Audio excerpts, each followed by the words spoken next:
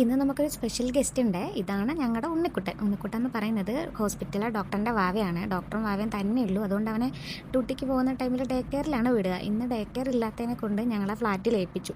അവൻ ഇരുന്നോളും, കുഴപ്പമൊന്നുമില്ല, വഴക്കൊന്നും ഉണ്ടാക്കത്തൊന്നുമില്ല. സമയത്തിന് പുള്ളിക്ക് ഫുഡൊക്കെ കിട്ടിയാൽ മാത്രം മതി. പിന്നെ പുള്ളിക്ക് മലയാളം അറിയില്ല കേട്ടോ. പുള്ളിക്ക് ആകെ അറിയാവുന്ന മലയാളം എൻ്റെ ഒരു പാട്ടാണ്, അപ്പം തിന്നാൻ കൈകൊട്ട് അമ്മുമ്മൻ തിന്നാൻ കൈകൊട്ട്. ഈ പാട്ട് മാത്രമേ പുള്ളിക്ക് അറിയുള്ളൂ, അല്ലാതെ പുള്ളിക്ക് ഒരു മലയാളം അറിയില്ല. പുള്ളി സുഡാനിയാണ്. അതുകൊണ്ട് അറബിയും ഇംഗ്ലീഷൊക്കെയാണ് അവൻ്റെ അമ്മ സംസാരിക്കുക. ഞങ്ങളുടെ കൂടെ ഇരുന്ന് പുള്ളി ഹാപ്പി ആയിട്ടൊക്കെ ഇരുന്നോളൂ. ഞാൻ പിന്നെ കുറച്ച് ഫുഡൊക്കെ കൊണ്ട് ഡോക്ടർ തന്നിട്ടുണ്ടായിരുന്നു. അപ്പം ആ ഫുഡൊക്കെ കൊടുത്തു കഴിഞ്ഞപ്പോഴേക്കും പുള്ളീനെ ഞാനൊന്ന് കുളിപ്പിച്ച് കഴിഞ്ഞപ്പോഴേക്കും പിന്നെ പുള്ളിക്ക് നല്ല ഉറക്കം വരുന്നുണ്ട്. ഉറക്കം വന്നത് കൊണ്ട് ഞാൻ പിന്നെ കുറച്ച് നേരം കയ്യിലൊക്കെ ഇരുത്തി കഴിഞ്ഞപ്പോൾ പുള്ളി ഉറങ്ങി. ഞാനൊരു പൊട്ടൊക്കെ വെച്ച് കൊടുത്തു. നല്ല ഭംഗിയില്ലേ കാണാൻ? വർത്തമാനം പറയും. അവൻ്റേതായ ലാംഗ്വേജിൽ കുറേ എന്തൊക്കെയോ സംസാരിക്കും. അവൻ പറയണത് എനിക്കും മനസ്സിലാവില്ല, ഞാൻ പറയണത് അവനും മനസ്സിലാവില്ല. പക്ഷെ എന്താ ഹാപ്പി ആയിട്ട് ഇരുന്നോളൂ. പക്ഷേ എനിക്ക് സങ്കടമാണ് കേട്ടോ ഇവനെ കാണുമ്പോഴേക്ക്.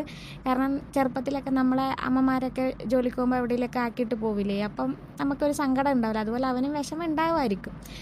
പിന്നെ കുഴപ്പമൊന്നുമില്ല, അവൻ ഭയങ്കര ഹാപ്പി ആയിട്ട് ഞങ്ങളുടെ കൂടെ ഇരുന്നോളും. ഇതുണ്ട്, കണ്ടില്ലേ തന്നെ വെള്ളമൊക്കെ കുടിക്കുന്നത്. അവൻ ഒരു വയസ്സായിട്ടില്ല, പക്ഷെ ഇങ്ങനെയൊക്കെ തന്നെ കുടിച്ചോളും, ഫുഡൊക്കെ കഴിച്ചോളും. നല്ല കുട്ടിയായിട്ടിരുന്നു. ഇനി കുറച്ച് ദിവസം കഴിയുമ്പോഴേക്കും ഒന്നുകൂടി കൊണ്ടുവരണം. ഞങ്ങൾക്കും ഒരു എൻജോയ്മെൻറ്റ്. കുറച്ച് നേരം ഫോണിൽ കുത്തുന്നതൊക്കെ മാറി റീലും കണ്ടിരിക്കുന്നതിൻ്റെ ടൈമിൽ കുറച്ച് നേരം ഞങ്ങൾക്കും സന്തോഷിക്കാൻ പറ്റും. അതുകൊണ്ട് ഇടയ്ക്കിടയ്ക്ക് ഞങ്ങൾ പോയി എടുത്തുകൊണ്ട് വരാറുണ്ട്.